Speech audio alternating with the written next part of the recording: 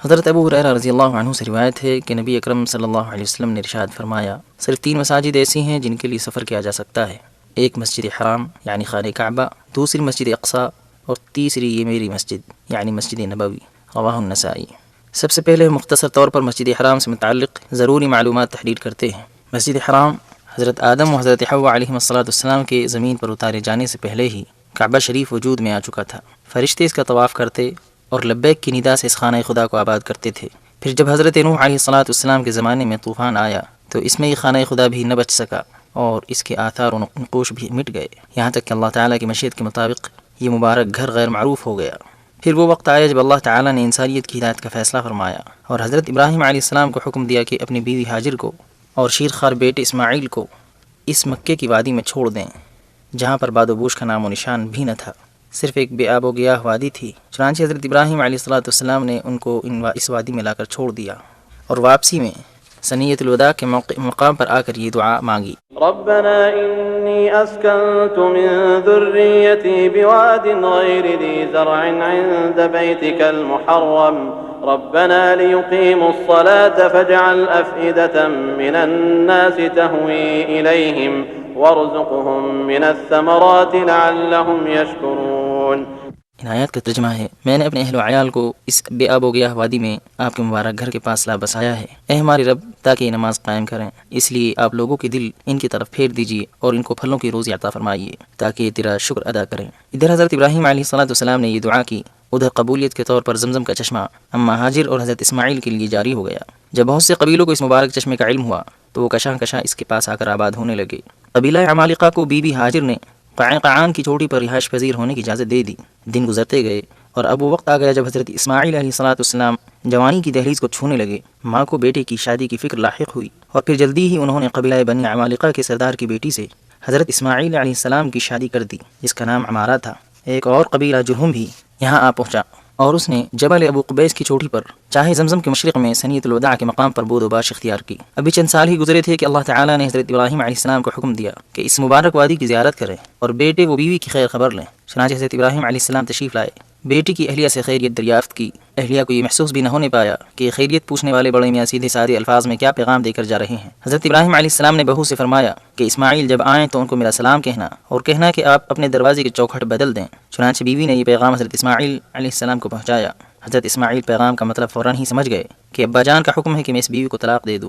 اس طرح انہوں نے اپنی اہلیہ کو طلاق دے کر اپنے سے جدا کر دیا۔ ادھر قبیلہ جرہم کو جیسے ہی یہ خبر ملی کہ حضرت اسماعیل علیہ السلام نے اپنی اہلیہ کو طلاق دے دی ہے، انہوں نے فوراً ہی حضرت اسماعیل کی شادی اپنے قبیلے میں کر دی اور اللہ تعالیٰ کے برگزیدہ نبی کی مصاہرت کا شرف حاصل کر لیا۔ اسی خاتون کے بطن سے پھر عرب کے قبائل اور اس کے سرداروں کی نسل کا سلسلہ جا ملتا ہے۔ ادھر اللہ تعالیٰ کی مشیت میں یہ فیصلہ ہو چکا تھا کہ اس کا گھر آباد ہو، چنانچہ اللہ تعالیٰ نے حضرت ابراہیم علیہ السلام کو بیت اللہ شریف کی جگہ کی نشاندہی کرائی، اس کی بنیادوں سے باخبر کیا۔ ارشاد باری تعالیٰ ہے، وَإِذْ بَوَّأْنَا لِإِبْرَاهِيمَ مَكَانَ الْبَيْتِ أَلَّا تُشْرِكْ بِي شَيْئًا وَطَهِّرْ بَيْتِيَ لِلطَّائِفِينَ وَالْقَائِمِينَ وَالرُّكَّعِ السُّجُودِ۔ جس کا ترجمہ ہے، اور جب ہم نے ابراہیم کو گھر کی جگہ بتائی اور حکم دیا کہ میرے ساتھ کسی کو شریک نہ کرنا اور میرے گھر کو طواف کرنے والوں اور قیام کرنے والوں اور رکوع و سجدے کرنے والوں کے لیے پاک صاف کرو۔ اس وحی کے بعد پیغمبر خدا حضرت ابراہیم اپنے بیٹے اسماعیل کو ساتھ لے کر بیت اللہ شریف کی تعمیر کے لیے اٹھ کھڑے ہوئے، اس کی حدود کو نمایاں کیا، جگہ کو پاک صاف کیا اور تعمیر کا کام شروع کر دیا۔ حجر اسود سے شمالی رکن تک طول کی مقدار 32 ہاتھ رکھی گئی اور رکن یمانی سے حجر اسود تک طول 20 ہاتھ متعین کیا، اونچائی 7 ہاتھ رکھی اور پھر حجر اسود کو اس کی جگہ پر نصب کیا۔ اس سے فارغ ہو کر 7 چکر طواف کے لگائے۔ اس کے بعد باپ بیٹے نے لوگوں کو اس مقدس گھر کی زیارت کی دعوت دینا شروع کی تاکہ ایک اللہ وحدہ کی عبادت ہو اور بت پرستی کی دنیا سے انسانیت کو چھٹکارا مل سکے۔ جیسے جیسے لوگوں نے یہ مبارک خبر سنی، شوق و مستی سے ان کے دل اللہ تعالیٰ کے اس مبارک گھر کی زیارت کے لیے بے چین ہوئے اور حج کے لیے ایک دوسرے سے بڑھ چڑھ کر پیش قدمی کرنے لگے۔ اللہ تعالیٰ نے ارشاد فرمایا، وَأَذِّن فِي النَّاسِ بِالْحَجِّ يَأْتُوكَ رِجَالًا وَعَلَى كُلِّ ضَامِرٍ يَأْتِينَ مِن كُلِّ فَجٍّ عَمِيقٍ۔ اور لوگوں میں حج کا اعلان کرو کہ تمہاری طرف پیدل اور دبلے پتلے اونٹوں پر جو دور دراز سے چلے آتے ہوں سوار ہو کر چلے آئیں۔ اس مبارک گھر کی تولیت کی ذمہ داری تا حیات حضرت اسماعیل علیہ السلام نے نبھائی۔ پھر ان کی وفات کے بعد اس کی تولیت کی ذمہ داری قبیلہ جرہم نے اپنے کاندھوں پر لی۔ یہاں تک کہ تیسری صدی عیسوی میں جب یمن میں قوم سبا کی سد معارب کا سیلاب آیا تو یہ خانہ خدا تہس نہس ہو گیا۔ قبیلہ اسد و خزاعہ بھی شمال کی طرف ہجرت کرنے پر مجبور ہو گئے۔ قبیلہ خزاعہ نے مکے آ کر قبیلہ جرہم پر غلبہ حاصل کر کے ان کو مکے سے بھگا دیا۔ عمرو بن لحی نامی ایک شخص نے اللہ تعالیٰ کے دین حنیف کو بت پرستی سے بدل دیا۔ حاجیوں پر بتوں کے لیے قربانی فرض کی۔ طواف بیت اللہ کے ارد گرد تالی بجانے اور سیٹی بجانے کا نام رہ گیا تھا۔ ایک زمانے تک یہی حال چلتا رہا، یہاں تک کہ قصی بن کلاب بن مرہ طواف کے لیے آئے۔ یہ نبی اللہ حضرت اسماعیل کی نسل میں سے تھے۔ یہ 5ویں صدی عیسوی کی 5ویں دہائی کا واقعہ ہے۔ ان کو مکہ مکرمہ کی امور اور اس کی سرداری نصیب ہو گئی، جن سے پھر قریش کے عہد کا سلسلہ شروع ہوا اور قبیلہ قریش کی شاخیں مکہ مکرمہ کی وادیوں میں پھیلتی گئیں۔ ان کے کچی اینٹوں و پتھروں سے بنے گھروں میں شعر و شاعری کا چرچا عام ہو گیا۔ کعبے کے آس پاس کی جگہوں کو قصی نے بیت اللہ کے لیے خاص کر دیا۔ یہ صحن کعبہ کے بقدر علاقہ تھا۔ دارالندوہ کی تعمیر کی، جس میں میٹنگ و مشورے کے لیے لوگ جمع ہوتے تھے۔ بیت اللہ کی متصل جگہ کو چھوڑ کر پھر عام اجازت تھی کہ لوگ رہائشی مکانات بنا سکتے ہیں۔ حجاج اکرام کو پانی پلانا بڑے عزت و شرف کا مقام تھا۔ اسی کے ساتھ یہ کام بڑا مشکل بھی، اس لیے کہ اس وقت مکے کی وادی میں پانی کی شدید قلت تھی۔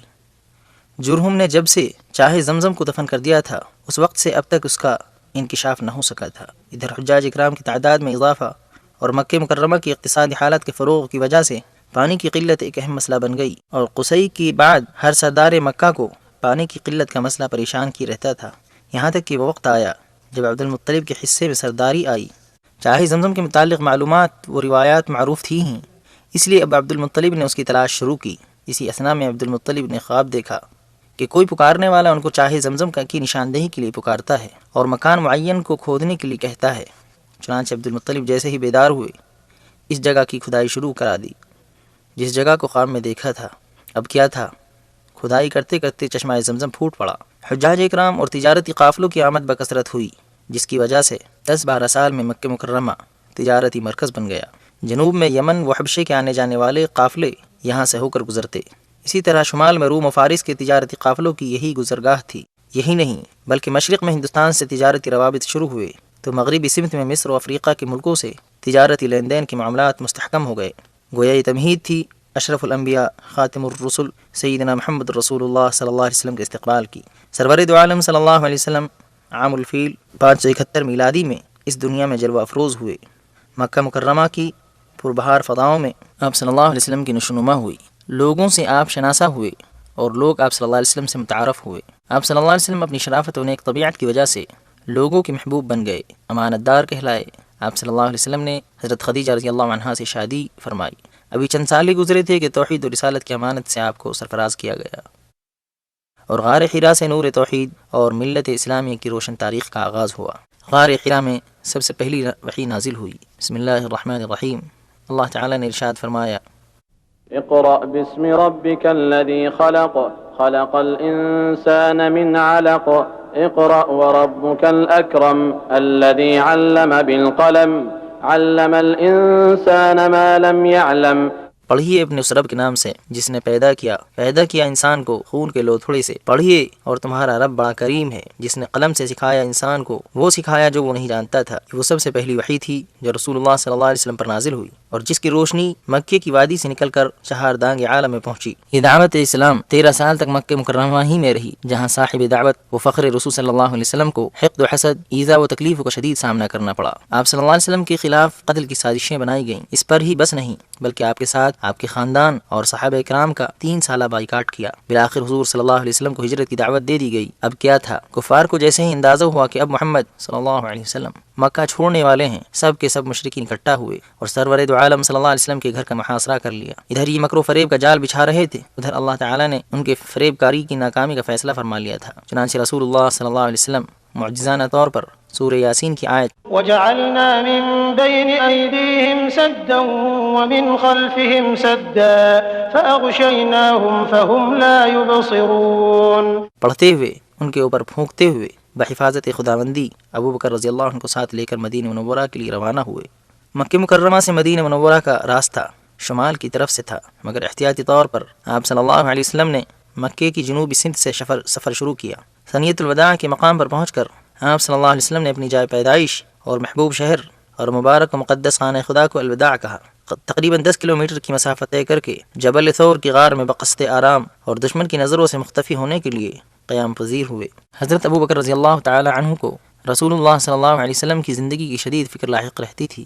آپ صلی اللہ علیہ وسلم حضرت ابو بکر رضی اللہ عنہ کو تسلی دیتے اور فرماتے، اے ابو بکر، تمہارا ان دو کے بارے میں کیا خیال ہے جن کا تیسرا ساتھی اللہ تعالیٰ ہو؟ اللہ تعالیٰ نے سورہ توبہ میں ارشاد فرمایا، إلا تنصروه فقد نصره الله إذ أخرجه الذين كفروا ثاني اثنين إذ هما في الغار إذ يقول لصاحبه لا تحزن إن الله معنا۔ اس کا ترجمہ یہ ہے، اگر تم پیغمبر کی مدد نہ کرو گے تو خدا ان کا مددگار ہے، اور وہ وقت تم کو یاد ہوگا جب ان کو کافروں نے گھروں سے نکالا، اس وقت دو ہی شخص تھے جب وہ دونوں غار ثور میں۔ اس وقت پیغمبر اپنے رفیق و ساتھی کو تسلی دیتے تھے کہ غم نہ کرو، خدا ہمارے ساتھ ہے۔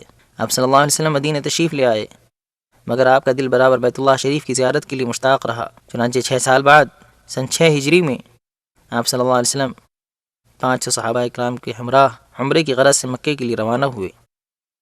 ساتھ میں تلوار کے علاوہ کوئی اسلحہ نہیں لیا۔ قریش مکہ کو جیسے ہی آپ صلی اللہ علیہ وسلم کی مکے آمد کی اطلاع ملی، انہوں نے 200 شہ سواروں کو بھیجا تاکہ ان کو مکے داخل ہونے سے روک دیں۔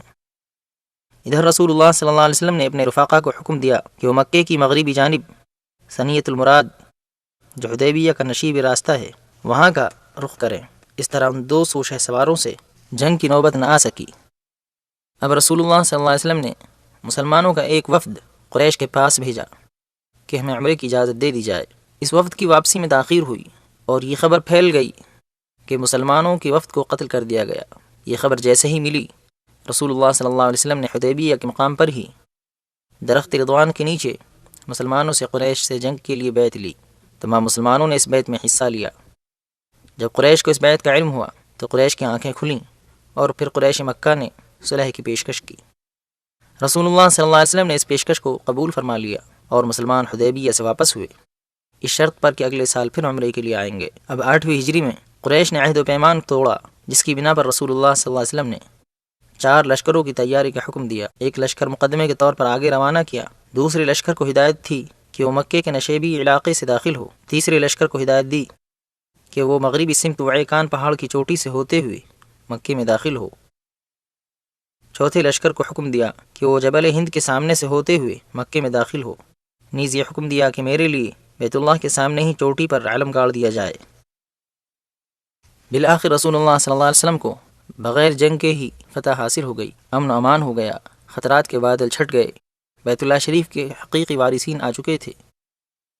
مکہ مکرمہ توحید کی صداؤں سے گونج اٹھا، شرک و کفر کے جھوٹے خداؤں میں زلزلہ آ چکا تھا، مورتیاں لرزہ بر اندام تھیں۔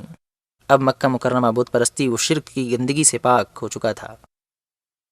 کلمہ توحید لا الہ الا اللہ محمد رسول اللہ صلی اللہ علیہ وسلم کی صدائیں اب مکہ مکرمہ کی گلی کوچوں میں ضیاء پاشی کر رہی تھیں۔ حرم شریف کی حدود، جن کو حضرت جبریل علیہ السلام کی نشاندہی پر ابراہیم خلیل اللہ نے متعین کیا تھا، زمانے سے پامال ہو رہی تھیں۔ اب دوبارہ ان کی حرمت واپس آ گئی۔ غیر مسلموں کا داخلہ حدود حرم کے اندر ممنوع قرار دے دیا گیا۔ حرم کی حدود پر علامتی نشانیاں نصب کر دی گئیں۔ مکے کے شمال میں حرم کی حد تنعیم ہے، جس کا فاصلہ مکے سے 6 کلومیٹر ہے۔ شمال مشرق میں وادی نخلہ میں حدود حرم ہے، جو مکہ مکرمہ سے 14 کلومیٹر دور ہے۔ مکے کے جنوب میں ایک جگہ قضا ہے، یہاں پر حرم شریف کی حد ختم ہوتی ہے، اس کا فاصلہ مکے سے 12 کلومیٹر ہے۔ مغربی سمت میں حرم کی حد شمیسی کے مقام پر ہے، جہاں سے مکے کی مسافت 15 کلومیٹر ہے۔ مکہ مکرمہ کا ذکر قرآن پاک میں کئی ناموں سے آیا ہے۔ مکہ مکرمہ کے نام، مکے کے ناموں میں سے ایک نام البلد الحرام ہے، جیسا کہ سورہ نمل آیت نمبر 91 میں وارد ہوا ہے۔ اعوذ باللہ من الشیطان الرجیم، بسم اللہ الرحمن الرحیم۔ إنما أمرت أن أعبد رب هذه البلدة الذي حرمها وله كل شيء۔ أم القرى وهذا كتاب أنزلناه مبارك مصدق الذي بين يديه ولتنذر القرى. دوسرا نام البلد الامین بھی مذکور ہے۔ والتين والزيتون وطور سينين وهذا البلد الأمين. معاد. إن الذي فرض عليك القرآن لرادك إلى معاد.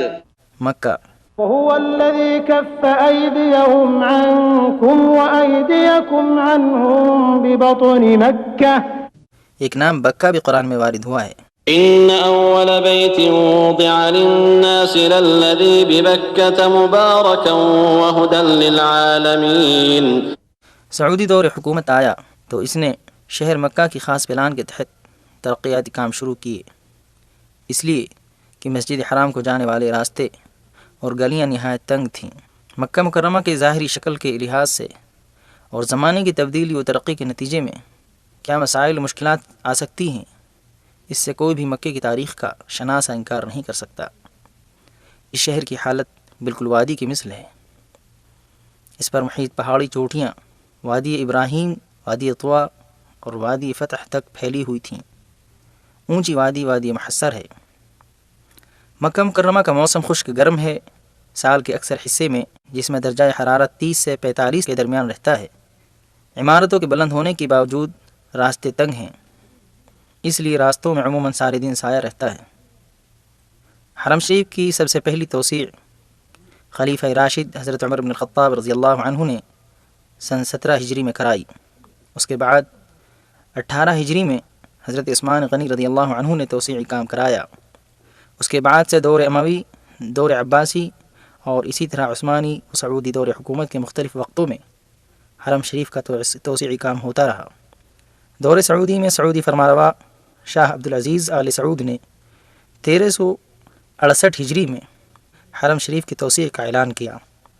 یہ تاریخ کی اپنی نوعیت کی اہم ترین توسیع تھی، جس میں 20 سال تک مسلسل کام چلتا رہا، جس میں حرم شریف کے خارجی ساحات کی توسیع نہایت اہمیت کی حامل ہے، جس کا کل رقبہ 1,60,000 مربع میٹر ہے، جبکہ سابقہ رقبہ صرف 19,000 میٹر تھا۔ مسجد حرام کی دونوں منزلوں کے اندرونی و بیرونی حصوں میں پتھروں کے ٹائل لگا دیے گئے۔ اسی کے ساتھ عثمانی دور کی ساری تعمیرات کو بھی اصلاح و ترمیم سے سنوارا گیا۔ نیز سعودی دور حکومت کی توسیع کو عثمانی توسیع سے ملا دیا۔ مطاف کی جگہ میں بھی توسیع کی گئی۔ اس اضافے کی مقدار 300 ہاتھ تھی۔ اس دفعہ مطاف میں سفید سنگ مرمر کا استعمال کیا گیا، جس کی خوبی یہ ہے کہ یہ گرمی کی تپش سے گرم نہیں ہوتا۔ زمزم کے کنویں تک پہنچنے کے لیے دروازے لگا دیے گئے۔ کعبہ شریف کا دروازہ تبدیل کیا گیا، جس میں خالص سونے کی پلیٹیں جڑی گئیں، جن کا وزن 286 کلو گرام ہے۔ اس عظیم توسیع میں صفا مروہ کے درمیانی جگہ یعنی مسعی بھی شامل تھی۔ سعی کرنے والوں کی سہولت کے پیش نظر دوسری منزل پر بھی مسعی یعنی سعی کرنے کی جگہ تیار کی گئی۔ خادم الحرمین شریفین شاہ فہد بن عبدالعزیز نے بھی اس عظیم الشان توسیع و تجدید میں خوب حصہ لیا۔ چنانچہ ان کے فرمان پر مسعی کے درمیانی حصے میں پرنما 6 گزرگاہیں بنائی گئیں۔ نمازیوں کی سہولت کے لیے دوسری منزل پر چڑھنے کے لیے بجلی کے زینے نصب کیے گئے۔ مسجد حرام کی چھت کو نماز کے قابل بنایا گیا تاکہ وقت ضرورت یہ چھت نماز کے لیے استعمال ہو سکے۔ عصر حاضر میں بدلتے ہوئے حالات اور نقل و حرکت اور مواصلات کی فراوانی اور سفری سہولتوں نے حجاج کی تعداد میں خاطر خواہ اضافہ کر دیا، یہاں تک کہ توسیع مذکورہ بھی تنگ پڑ گئی۔ اس لیے خادم الحرمین شریفین شاہ فہد بن عبدالعزیز نے ماہ صفر 1409 ہجری میں مزید توسیع کا فوری طور پر حکم دیا اور اس کی بنفس نفیس بنیاد رکھی۔ اس توسیع کی لاگت کا تخمینہ 6,800 ملین ریال تھا۔ اس میں حرم شریف کے مغربی سمت چھوٹے بازار والے صحن کی توسیع بھی شامل تھی۔ اس توسیع میں اس کا لحاظ رکھا گیا کہ ڈیزائن اور ظاہری شکل سابقہ حرم کی عمارت سے مختلف نہ ہونے پائے۔ اس نئی توسیع کا ایک صدر دروازہ رکھا گیا جس کا نام ملک فہد گیٹ باب الملک فہد ہے۔ اس کے علاوہ چھوٹے دروازے ہیں جن کی تعداد 14 ہے۔ پرانے دروازے ان کے علاوہ ہیں۔ اس نئی توسیع میں 2 مینارے بھی بنائے گئے جن کی بلندی 180 میٹر ہے۔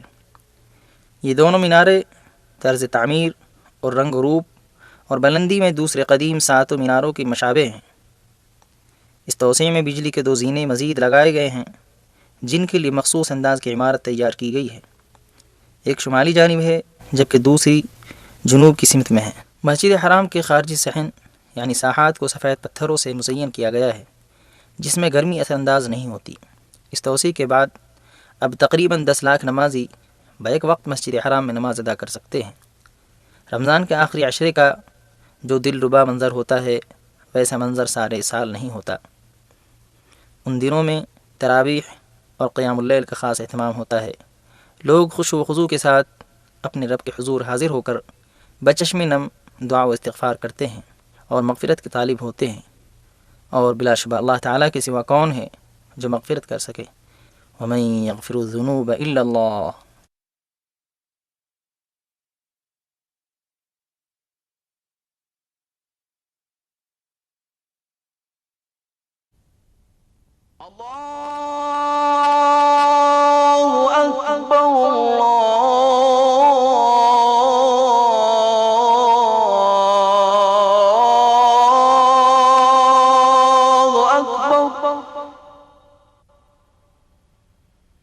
أشهد أن لا إله إلا الله۔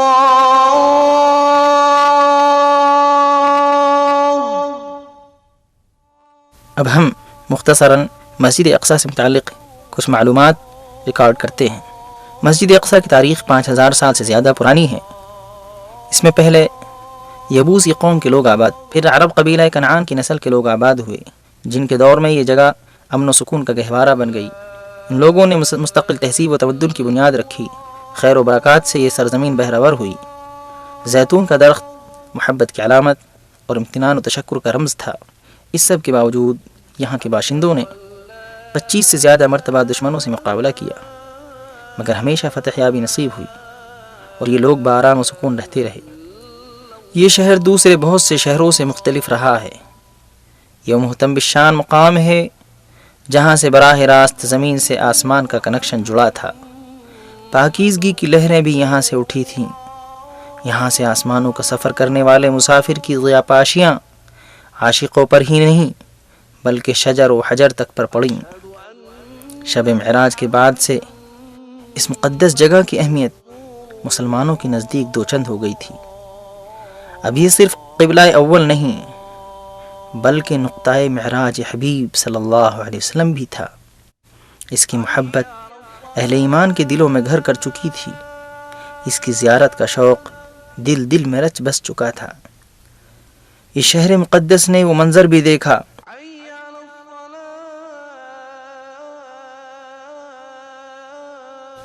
جب 636 میلادی میں حضرت عمر بن الخطاب رضی اللہ عنہ نے یہاں کا سفر کیا اور آپ کو اس مبارک خانہ خدا کی چابیاں سپرد کی گئیں، جس کے بعد اسلامی عہد میں یہ ارض مبارک تہذیب و تمدن کے بام عروج کو پہنچ چکی تھی۔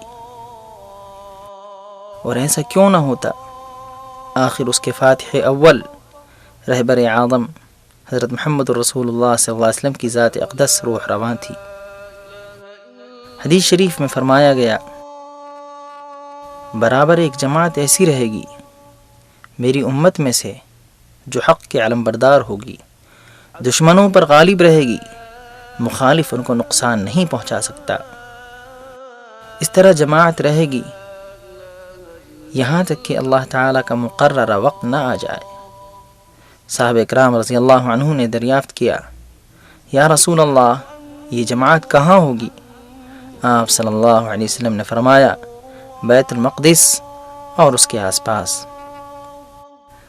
مسجد اقصیٰ یا بیت المقدس کی پیمائش 1,46,000 مربع میٹر ہے، جس میں دیواروں کے اندر کا سارا علاقہ شامل ہے۔ اس میں کئی گزرگاہیں ہیں، برآمدے ہیں جن کو بادشاہوں اور عمرا نے بنوایا۔ پانی کی بھی کئی سبیلیں ہیں جن میں سب سے زیادہ مشہور قائتبائی سبیل ہے میٹھے کنویں 25 سے زیادہ ہیں۔ یہ وہ مسجد ہے جس کی موجودہ شکل حضرت عمر بن خطاب رضی اللہ عنہ نے تیار کرائی، اور تعمیری شروعات اموی خلیفہ عبد الملک بن مروان نے کی، اور تکمیل اس کے بیٹے ولید بن عبد الملک کے ذریعے 705 عیسوی میں ہوئی۔ قدیم زمانے میں مسجد میں جلنے والی قندیلوں کی تعداد 700 تھی۔ بعض لوگ مسجد اقصی نہیں آ سکتے تھے تو وہ قندیلوں میں جلنے کے لیے تیل بھیجتے تھے۔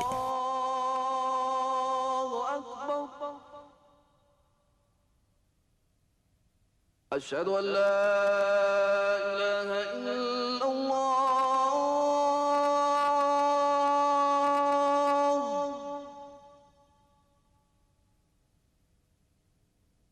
أشهد أن یہاں ایک ایسا قبہ ہے جس کے بارے میں مورخین کا خیال ہے کہ یہ دنیا کی تعمیرات میں بے نظیر ہے اور نہایت خوبصورت ہے، جس کی تعمیری نگرانی 2 فلسطینی انجینئروں کے ذمے تھی۔ رجا بن حیا الکندی بیان کے باشندے تھے اور یزید بن سلام قدسی کے رہنے والے تھے۔ یہ 691 عیسوی کا واقعہ ہے جو عبد الملک بن یہ 691 عیسوی کا واقعہ ہے جو عبد الملک بن مروان کا زمانہ ہے۔ اس دور میں اموی سلطنت کا شعار ترازو تھا۔ قرآن کا دل سورہ یاسین شریف مسجد اقصی میں نہایت عمدہ طریقے پر کندہ کی گئی ہے۔ مسجد اقصی کے 10 دروازے ہیں۔ پرانے قدس شہر کے دروازوں کی تعداد 7 ہے۔ ان کے علاوہ مسجد اقصی اور شہر کے کچھ ایسے دروازے بھی ہیں جو بند ہیں۔ شہر کی خارجی حفاظتی دیواریں یعنی فصیلیں 17 دفعہ سے زیادہ منہدم ہوئی ہیں، مگر پھر جلد ہی دوبارہ تعمیر ہوتی رہی ہیں۔ مسجد اقصی کی تعمیر آخری بار 1546 عیسوی میں سلطان سلیمان قانونی کے ذریعے عمل میں آئی۔ 4 جانب اذان خانے بنائے گئے ہیں۔ برجوں کی تعداد 34 ہے۔ یہاں کی در و دیوار میں خیر و برکتیں مشاہد و محسوس ہیں۔ اذان خانوں کی خوبصورتی بھی قابل دید ہے۔ 30 جولائی 1980 عیسوی میں اسرائیلی کنیسے نے یہ اعلان کیا کہ قدس شہر اسرائیل کا پائے سلطنت ہمیشہ کے لیے بنایا جاتا ہے۔ اس قانون کی حمایت تمام پارٹیوں نے کی۔ أشهد أن لا إله إلا الله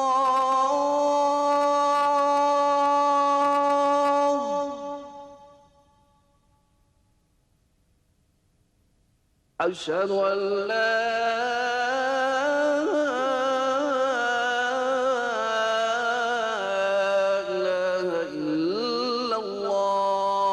سندافع عن المدينة الثالثة في الإسلام بكل ما تستطيع ولن تبخل عليها بدم۔ ہم مسلمان اسلام کے اس تیسرے مقدس و محترم شہر کی مدافعت کرتے رہیں گے، اس کے لیے چاہے جو بھی قربانی دینی پڑے۔ اس 100 سالہ دور میں مسجد اقصی کو دفتروں کے طور پر اور قبہ صخرہ کو کنیسہ کے طور پر استعمال کیا جا رہا ہے۔ مروانی مصلی کو استبل بنا دیا گیا ہے۔ اذان کی آوازوں سے مسجد اقصی محروم ہو چکی ہے۔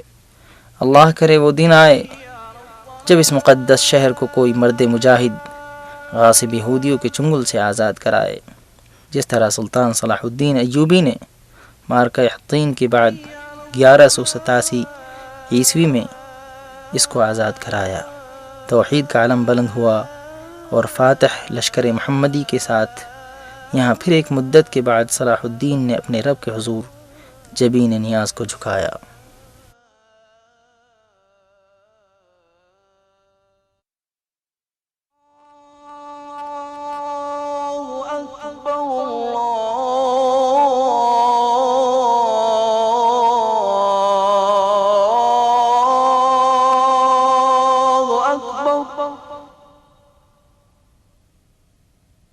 أشهد أن لا إله إلا الله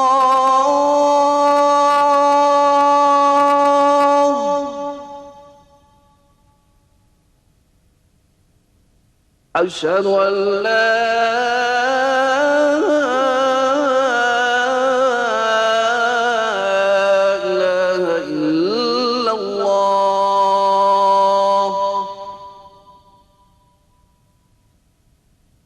أشهد أن محمد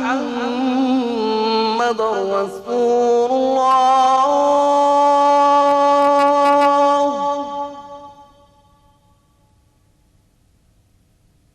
أشهد أن محمد رسول الله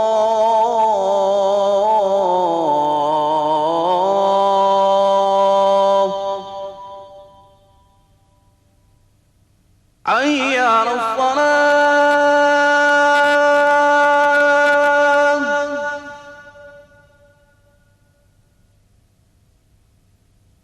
حي على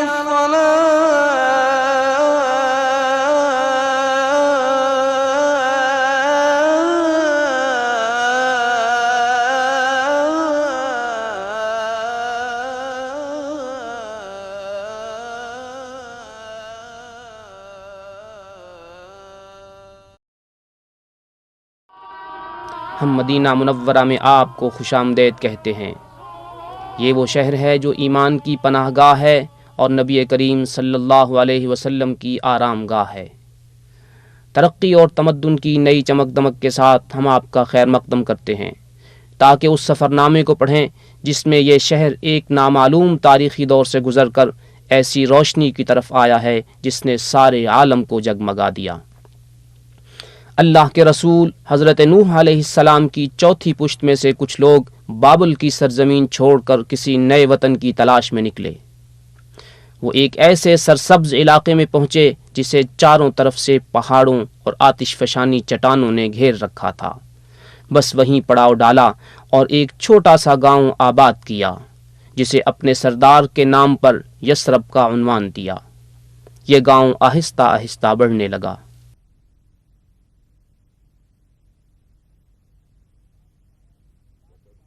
بعض روایات میں ہے کہ ہجرت نبوی سے 2300 سال پہلے قوم عمالیق نے اس میں بسیرا کیا اور ہجرت سے 1200 سال پہلے یہ علاقہ معینی سلطنت کا حصہ رہا۔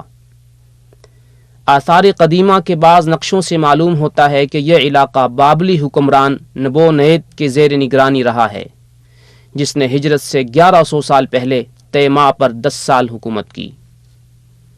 ہجرت سے 500 سال پہلے جب رومیوں نے قوم یہود کو منتشر کیا تو ان میں سے کچھ لوگوں نے یہاں آ کر پناہ لی۔ ہجرت سے 300 سال پہلے یمن کے 2 قبیلے اوس خزرج یہاں آ کر آباد ہو گئے۔ گزشتہ صدیوں میں مختلف لوگ انفرادی اور اجتماعی طور پر یہاں آ کر آباد ہوتے رہے۔ اس ملی جلی آبادی سے ایک ایسا معاشرہ وجود میں آیا جس نے کاشتکاری کے میدان میں خوب ترقی کی۔ مختلف سبزیوں، کھجوروں اور پھلوں کے باغات یثرب میں لہلہانے لگے۔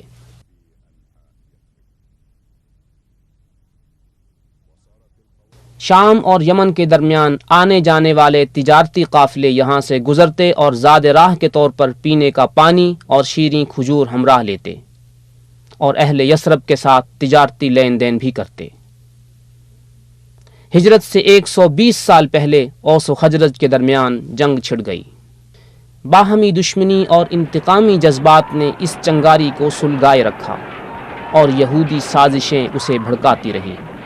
زندگی کا نظام درہم برہم ہو گیا اور لوگوں نے ان حالات سے چھٹکارا حاصل کرنے کے لیے متبادل رستہ تلاش کرنا شروع کیا۔ ہجرت سے 3 سال قبل امید کی کرن پھوٹی جب موسم حج کے دوران قبیلہ خزرج کے چند آدمیوں کی ملاقات نبی اکرم صلی اللہ علیہ وسلم سے ہوئی۔ آپ نے انہیں اسلام کی دعوت دی اور قرآنی آیات کی تلاوت فرمائی۔ یہ سن کر وہ آپس میں کہنے لگے، اللہ کی قسم یہ تو وہی نبی معلوم ہوتے ہیں جن کا حوالہ دے کر یہودی ہمیں دھمکاتے رہتے ہیں، کہیں ایسا نہ ہو کہ وہ تم سے پہلے آپ پر ایمان لے آئیں۔ انہوں نے آپ سے عرض کیا کہ ہم اپنی قوم کو باہمی جنگ و جدال کی ایسی حالت میں چھوڑ کر آئے ہیں کہ شاید ہی کسی اور قوم کی یہ کیفیت ہو سکتا ہے کہ آپ کے ذریعے اللہ تعالیٰ ان میں یکجہتی اور صلح کرا دے۔ پھر انہوں نے اسلام قبول کیا اور یثرب لوٹ گئے۔ آئندہ سال خزرج کے 10 اور اوس کے 2 آدمیوں نے آپ صلی اللہ علیہ وسلم سے ملاقات کی، اسلام لائے اور آپ کے ہاتھ پر پہلی بیعت عقبہ کی۔ نبی اکرم صلی اللہ علیہ وسلم نے ان کے ہمراہ حضرت مصعب بن عمیر رضی اللہ عنہ کو بھیجا کہ وہ اہل یثرب کو گھر جا جا کر اسلام کی دعوت دیں۔ ان کے ہاتھ پر بہت سے لوگ ایمان لائے، جن میں اوس و خزرج کے بعض سردار بھی تھے۔ اس سے اگلے سال موسم حج میں یثرب کے 70 آدمی نبی اکرم صلی اللہ علیہ وسلم کی خدمت میں حاضر ہوئے اور دوسری بیعت عقبہ کی۔ نیز آپ صلی اللہ علیہ وسلم اور تمام مسلمانوں کو ہجرت کر کے یثرب آنے کی پیشکش کی تاکہ سب مل کر اسلامی معاشرہ تشکیل دیں۔ چنانچہ مسلمان یثرب کی طرف ہجرت کرنے لگے۔ پھر رسول اکرم صلی اللہ علیہ وسلم بھی حضرت ابوبکر صدیق رضی اللہ عنہ کے ہمراہ تشریف لائے۔ یثرب کے افق پر آفتاب رسالت طلوع ہوا اور یثرب کی کایا پلٹ گئی۔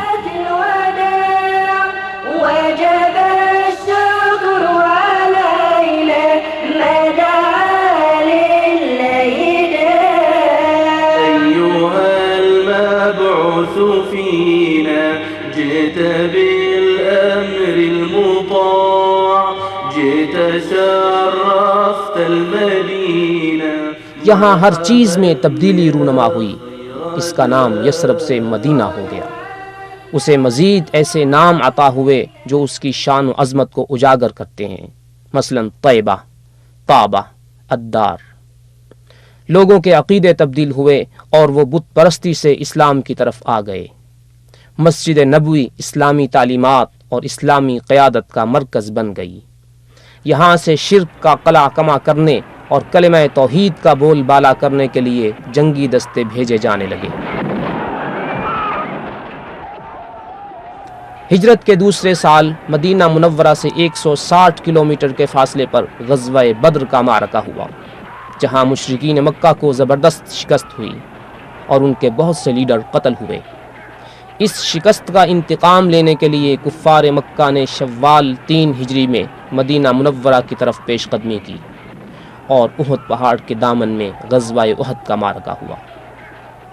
مسلمانوں نے خوب داد شجاعت دی اور ان میں سے 70 آدمیوں نے جام شہادت نوش کیا، جن میں نبی اکرم صلی اللہ علیہ وسلم کے چچا حضرت حمزہ رضی اللہ عنہ بھی ہیں۔ پھر مشرکین مکہ واپس لوٹ گئے۔ مشرکین کے ساتھ مختلف مقامات پر معرکہ آرائی کا سلسلہ جاری رہا۔ بالآخر قریش نے دیگر قبائل کو ساتھ ملا کر مسلمانوں کے خلاف فیصلہ کن جنگ لڑنے کا پروگرام بنایا۔ سن 5 ہجری میں مدینہ منورہ کی طرف پیش قدمی کی۔ مسلمانوں نے خندق کھود کر مدینہ منورہ کو محفوظ کر لیا۔ مشرکین نے مدینہ منورہ کا محاصرہ کیا اور کئی بار کوشش کی کہ خندق عبور کر کے مسلمانوں پر حملہ آور ہوں، مگر ہر بار مسلمانوں نے ان کا حملہ پسپا کر دیا۔ بالآخر اللہ تعالیٰ نے مشرکین پر تیز و تند ہوا بھیج دی، جس سے وہ ناکام و نامراد واپس ہوئے۔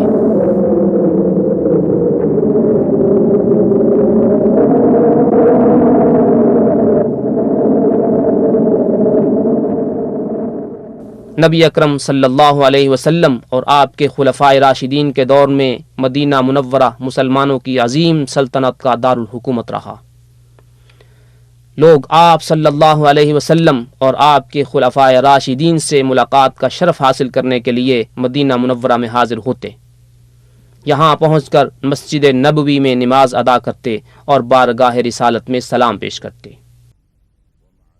جب مسلمانوں کی تعداد بڑھ گئی تو مسجد نبوی کی توسیع کی ضرورت پیش آئی۔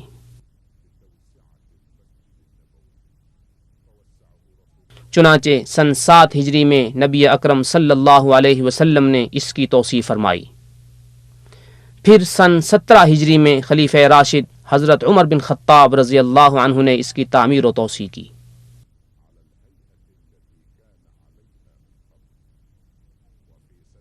سن 30 ہجری میں حضرت عثمان ابن عفان رضی اللہ عنہ نے منقش پتھروں سے اس مسجد کی تعمیر و توسیع کی۔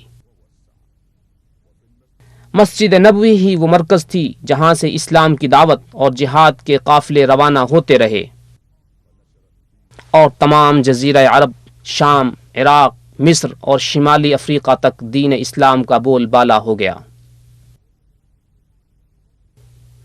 اموی خلافت میں دارالحکومت دمشق منتقل ہو گیا۔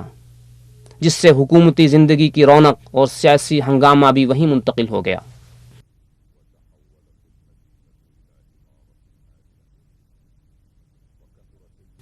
دوسری طرف مدینہ منورہ میں زرعی ترقی اس قدر ہوئی کہ وادی عقیق کے کنارے پر مکان بنانے کے لیے کوئی جگہ باقی نہ رہی۔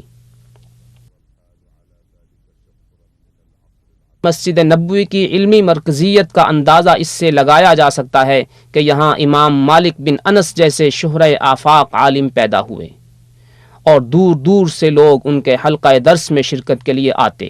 انہی میں سے امام شافعی بھی ہیں۔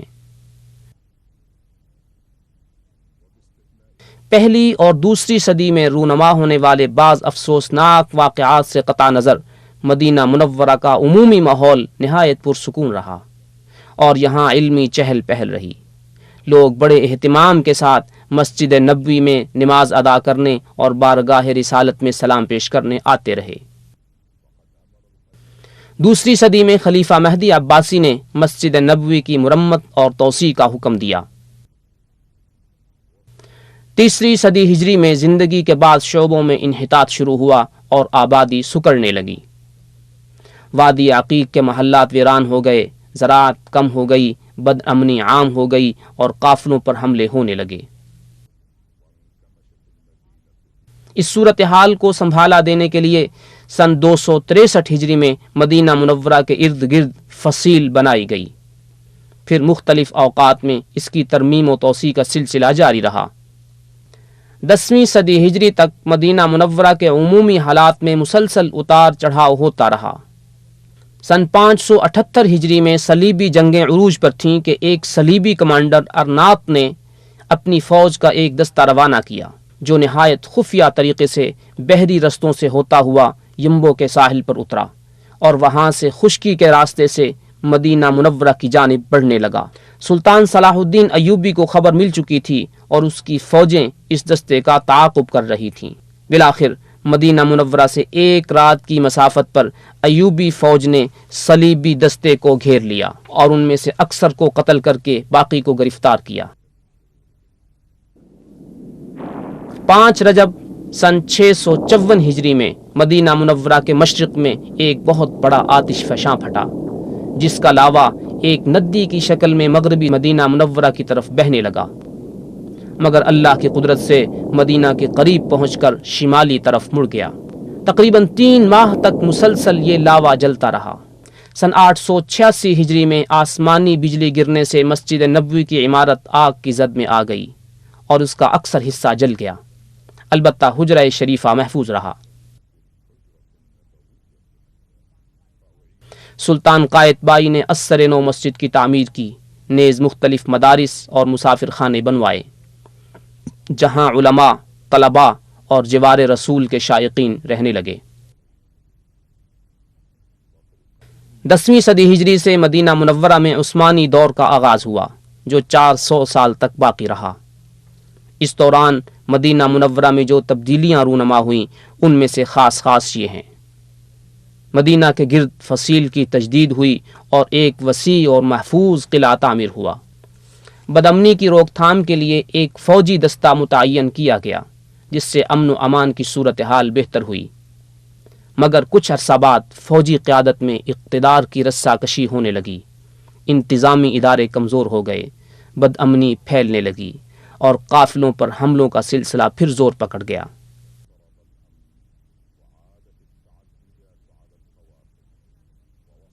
مدینہ شہر کے اندر بھی اضطراب و بے چینی پھیلنے لگی، مگر صورتحال پر قابو پا لیا گیا۔ سن 1220 ہجری میں اہل مدینہ نے اصلاحی تحریک کے علمبرداروں کے ہاتھوں پر بیعت کی اور پہلی سعودی حکومت کو تسلیم کیا اور 6 سال تک امن و سکون کی زندگی بسر کی۔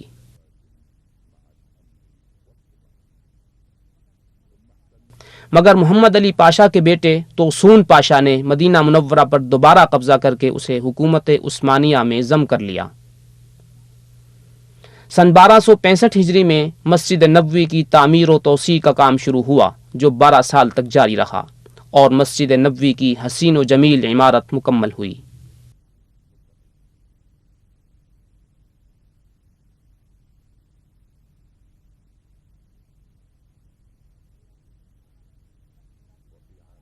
سن 1318 ہجری میں ایک طاقتور وائرلیس اسٹیشن نصب کیا گیا جس کے ذریعے مدینہ کو ترکی دارالحکومت استنبول سے جوڑ دیا گیا۔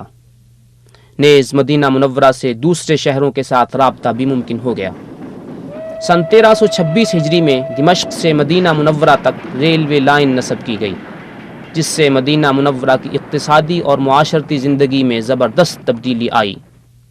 تجارت کو فروغ ہوا، دولت کی بہتات ہو گئی اور مدینہ کی آبادی 10,000 سے بڑھ کر 80,000 تک جا پہنچی۔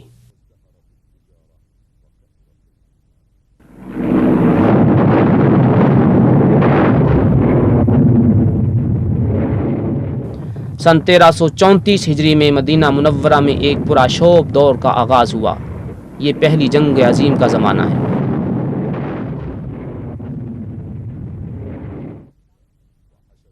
خلافت عثمانیہ کے ایک فوجی جرنیل فخری پاشا نے مدینہ منورہ میں بھاری فوج جمع کی اور مدینہ کے ارد گرد مورچہ بندی کر لی اور شریف حسین کی فوج کا مقابلہ کیا۔ جنگی حالات کے پیش نظر اس نے پہل لوگوں کو رضاکارانہ طور پر مدینہ سے نکل جانے کو کہا، مگر بالآخر یہاں کی اکثریت کو نقل مکانی پر مجبور کر دیا۔ باقی ماندہ لوگوں کو 3 سال سے زیادہ ناکہ بندی، غلے کی کمی اور انتہائی مہنگائی کا سامنا کرنا پڑا۔ سن 1337 ہجری میں خلافت عثمانیہ کا خاتمہ ہو گیا اور اس کی فوجیں اس علاقے سے نکل گئیں۔ زمام حکومت شریف ہاشمی نے سنبھال لی۔ یوں اہل مدینہ کو جنگی صورتحال سے نجات ملی، البتہ شہر کی آبادی 15,000 رہ گئی۔ حالات معمول پر آئے لیکن تھوڑے ہی دنوں بعد اقتصادی صورتحال خراب ہو گئی۔ ہنگامے اور فتنے دوبارہ شروع ہو گئے۔ انتظامیہ کی گرفت کمزور پڑ گئی۔ خصوصاً حالات اس وقت اور زیادہ خراب ہو گئے جب ہاشمی حکومت کا سعودی فوج سے ٹکراؤ ہوا جو پیش قدمی کرتے ہوئے مدینہ منورہ کے قریب پہنچ چکی تھی۔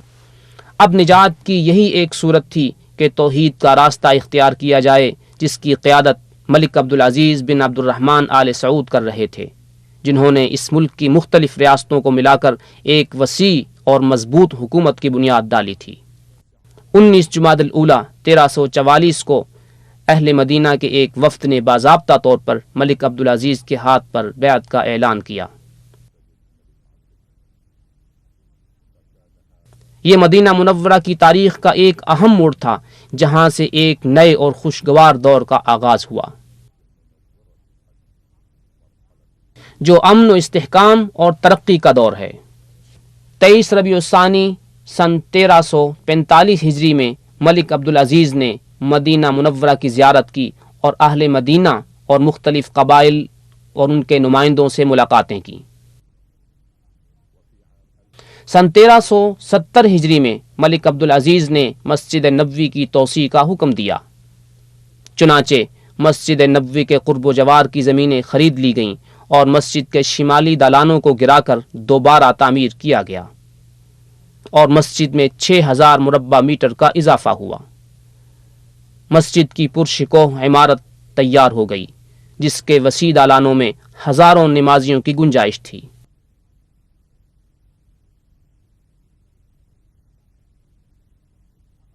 مختلف شہروں کی آبادی پھیل گئی اور ان کا رقبہ کئی گنا زیادہ ہو گیا۔ الغرض مختلف شعبہائے زندگی، تہذیب، تمدن، ثقافت و اقتصاد میں ترقی کا عمل جاری رہا۔ سن 1381 ہجری میں جامعہ اسلامیہ کا افتتاح ہوا جہاں مختلف ممالک کے طلباء کو اسلامی علوم و معارف حاصل کرنے کا موقع ملا۔ اس طرح ملک عبدالعزیز یونیورسٹی، امام محمد بن سعود اسلامی یونیورسٹی اور ان سے منسلک متعدد شاخیں اور کالج قائم ہوئے۔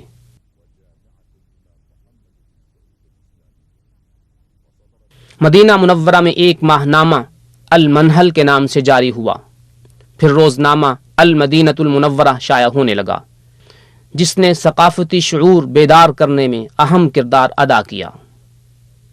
15ویں صدی ہجری کے پہلے عشرے میں چند نمایاں تبدیلیاں واقع ہوئیں۔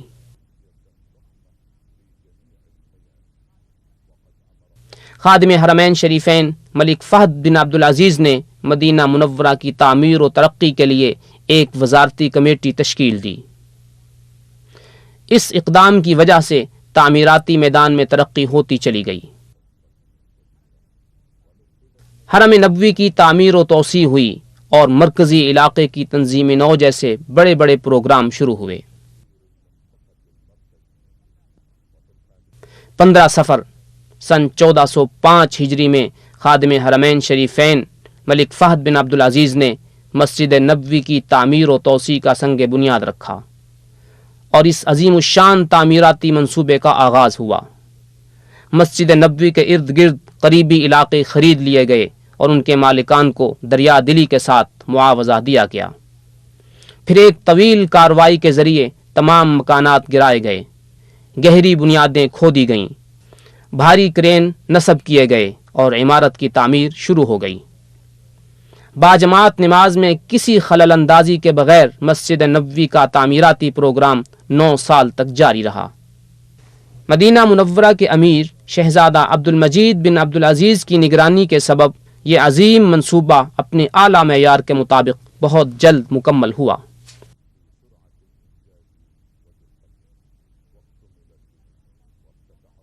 سن 1414 ہجری میں خادم حرمین شریفین ملک فہد بن عبدالعزیز کے ہاتھوں اس کا افتتاح ہوا۔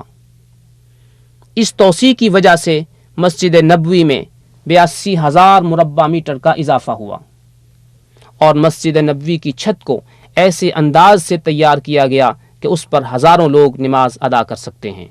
بیرونی صحن کے نیچے گاڑیوں کے لیے پارکنگ بنائی گئی ہے جس میں 5,000 گاڑیاں کھڑی ہو سکتی ہیں۔ مسجد نبوی سے 7 کلومیٹر کے فاصلے پر ایئر کنڈیشن پلانٹ نصب کیا گیا ہے جسے وسیع سرنگوں کے ذریعے مسجد نبوی سے ملایا گیا اور اس میں پائپ لائن بچھا دی گئی ہے جو ٹھنڈک کو منتقل کرتی ہے۔ اب مسجد نبوی فن تعمیر کا ایک نادر نمونہ بن چکی ہے جہاں زائرین عبادت کے دوران نہایت راحت و سکون محسوس کرتے ہیں۔ ذلك فضل الله يؤتيه من يشاء والله ذو الفضل العظيم۔ مسجد نبوی کی توسیع کے ساتھ ساتھ شہر کے مرکزی علاقے کی تعمیر نو کے منصوبے پر بھی کام ہوتا رہا۔ اس پروگرام کی تکمیل کے لیے 25 لاکھ مربع میٹر پر کام شروع ہوا، جس میں سے نصف رقبہ عمارتوں کے تعمیر کے لیے مخصوص کیا گیا اور بقیہ حصہ سڑک، فٹ پاتھ، قبرستان بقیع اور دیگر ضروری تعمیرات کے لیے ہے۔ یہ منصوبہ فن تعمیر کے جدید اصولوں کے مطابق تیار کیا گیا ہے۔ بہت سے رہائشی اور تجارتی کمپلیکس مکمل ہو چکے ہیں، ان میں سے ہر ایک جدید طرز کے سینکڑوں رہائشی کمروں اور شاپنگ سینٹروں پر مشتمل ہے۔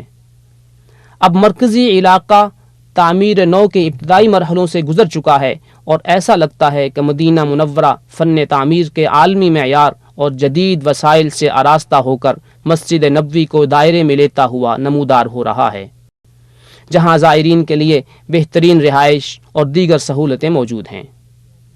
مدینہ منورہ کی تاریخی مساجد کی تعمیر و توسیع کا کام بھی مکمل ہو چکا ہے، جن میں اسلام کی اولی مسجد مسجد قباء سر فہرست ہے۔ اس کی عمارت پرانی ہو چکی تھی، لہذا اسے ازسر نو تعمیر کیا گیا، جس کی ملحقہ عمارات سمیت کل رقبہ 13,500 مربع میٹر ہے۔ اس کے آس پاس کا علاقہ یوں منظم کیا گیا ہے کہ یہ مسجد فن تعمیر کا ایک خوبصورت شاہکار نظر آتی ہے۔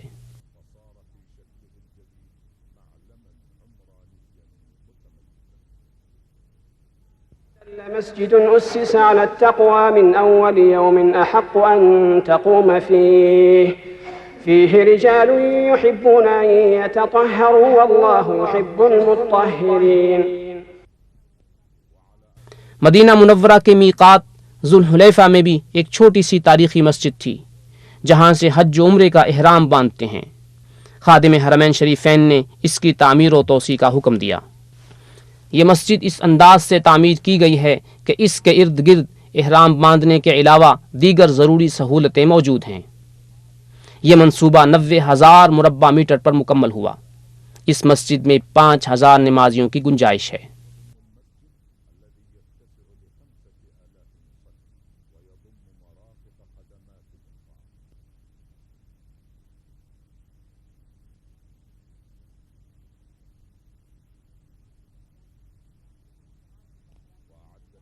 یہاں کی بلدیاتی انتظامیہ نے شہر کا ایک تنظیمی ڈھانچہ اس طرح تیار کیا کہ آبادی کو 3 دائروں میں تقسیم کر دیا گیا۔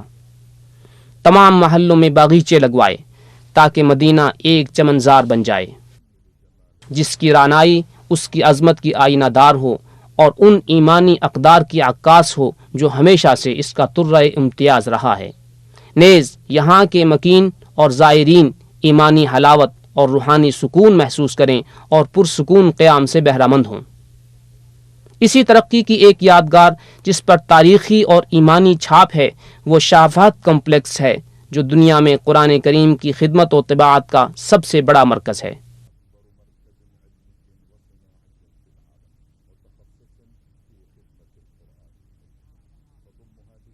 جہاں علماء، محققین اور قراء کی ایک جماعت قرآن کریم کی کتابت اور طباعت کی نگرانی کرتی ہے۔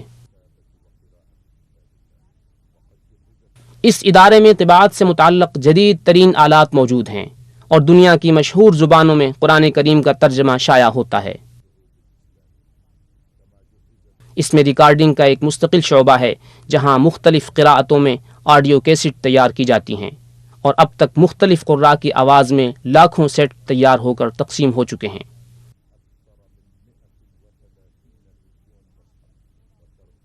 یہاں اب تک 14 کروڑ سے زیادہ قرآن کریم اور اس کے مختلف ترجمے چھپ چکے ہیں۔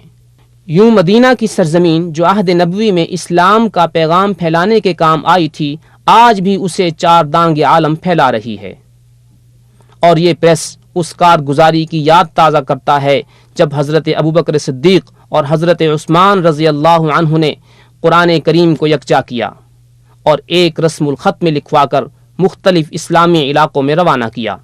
یہ سب کچھ مدینہ منورہ کی عظمت کے واضح نشان ہیں، لہٰذا اسی کا حق ہے کہ کتاب اللہ کی خدمت کا شرف ہمیشہ اسے حاصل رہے۔